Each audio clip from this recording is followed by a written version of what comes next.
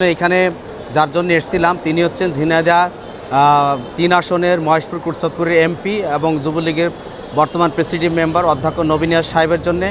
ওনাকে ইতিপূর্বে রমনা থানার একটি মামলায় অ্যারেস্ট করা হয়েছিল। সেই মামলায় আমরা গত ২১/৬/২০২৬ মহামান্য হাইকোর্ট ডিভিশন থেকে জামিন পেয়েছিলাম। জামিন পাওয়ার পরে অ্যাজ ইউজুয়াল আমরা বেল বন্ড দিয়ে আমরা সেটা জেলখানায় পাঠিয়েছিলাম। এই যখন উনি জামিন পেলেন তখন স্টেট আবার কী করলো, এই মামলায় ওনাকে সম্পূর্ণ উদ্দেশ্যপ্রণীতভাবে ওনাকে এই মামলায় সহনিবেশ দেখানো হলো।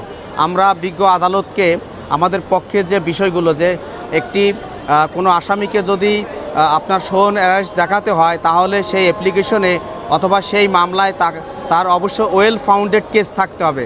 অর্থাৎ আমাদের যে সিআরপিসির যে বিধানগুলো আছে এবং ভেরি রিসেন্ট 10ই এপ্রিল 2026 যে সরকার যে একটি নতুন আইন করলো 167 ধারায়, সেইখানে স্পষ্ট বলে দেওয়া আছে যে কেস ডায়েরি এবং আপনার ওয়েল ফাউন্ডেড কেস থাকতে হবে। তো ওনার বিরুদ্ধে আজকে যে মামলা সহনিবেশ বিজ্ঞ আদালত অ্যালাউ করেছে সেইটায় কোনো ধরনের ওয়েল ফাউন্ডেড কোনো ধরনের কেস নাই। আমাদের যেটা সাবমিশন ছিল সেটা যে স্টেট সম্পূর্ণ বিদ্বেষ প্রসূত হয়ে এবং ম্যালাফাইড ইন্টেনশন নিয়ে এবং ইলিগাল ডিটেনশন রাখার জন্য ওনাকে এই মামলায় সহনিবেশ দেখানো হয়েছে। এই মামলার বিরুদ্ধে আমরা উচ্চ আদালতে যাব।